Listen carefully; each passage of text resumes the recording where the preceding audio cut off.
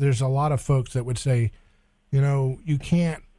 They would say that folks like you or me that are more about principles and about downsizing power and breaking up absolute power and living by principles and being non-aggression and non-violence and non-vengeance and all that, that's quaint and that's a loser's game because, if folks like us keep pushing that and that kind of mentality is the only thing that is, pushing back against these power grab hungry, vicious folks who are totalitarian in their scope, that you're just going to hasten all of us being, incarcerated to some degree through being shut out of the digital economy with a digital currency or whatever.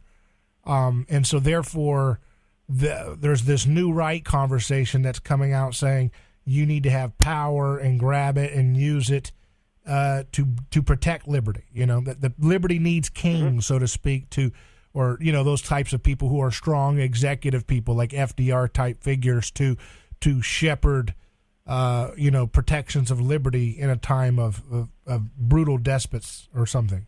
Well, that's something that's very popular on the new right in the Gen Z circles. Yeah, so the two things to say about that. First off, I don't think you get power of the type we're speaking. I think that power tends to get you. It tends to co-opt and corrupt the individual that's in it. And most of the people who are in earshot now are familiar with The Ring. They've watched or read one of the Tolkien novels and get the idea that this power ends up destroying the very people that get their hands on it. It changes them and their character.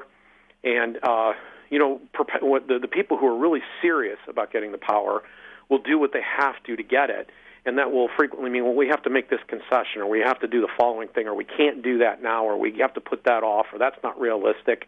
And over time, the things that they actually said that they were going to do with the power end up not becoming the thing. It's all about the power. So the power gets them. And the second thing is that the model that Jesus actually gave us was kind of a power from under. It was a power that served. It was a power that was even willing to carry crosses and turn cheeks and go the extra mile. It's an upside down situation. He said, "I don't want you to be like the Gentiles. I don't want you to rule over one another. I want you to work together." All of the advice that he's giving, that the meek inherit the earth. This is an upside down approach. So if you're going to decide to take this approach and go this direction, it's not about making your enemies anguish and their women weep.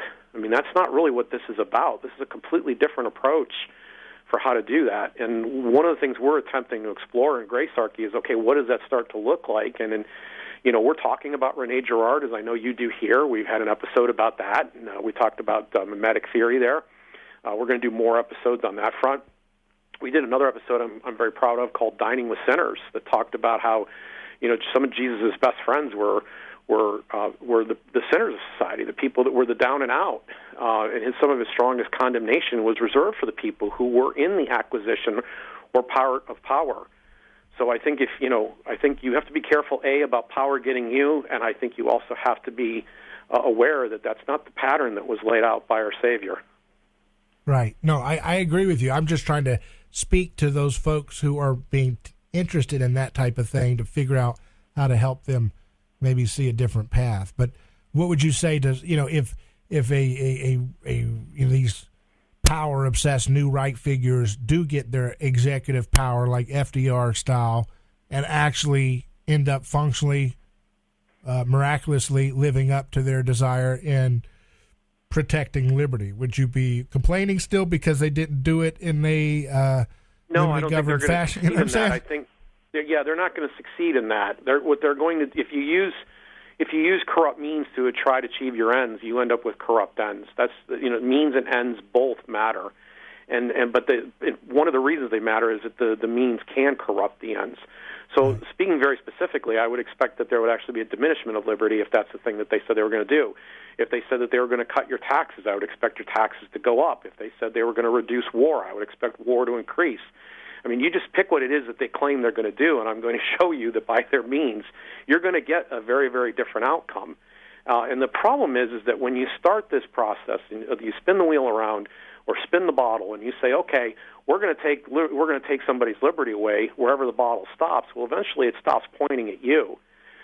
When you start to pull all those protections away, we have to live in a situation. We have to learn how to live together. That is part of our mandate, is to learn how to live together. And as I said, in introducing my show idea, tolerance isn't enough, and forgiveness, while it's quite a bit better, is still not quite enough. We really need to take this favor, this grace that God has given it to us, and begin to extend it to others. Recognize that every person, as everybody that is as a Jewish faith would be able to tell you, was created in the image of God, and then we are the inheritors of that as well.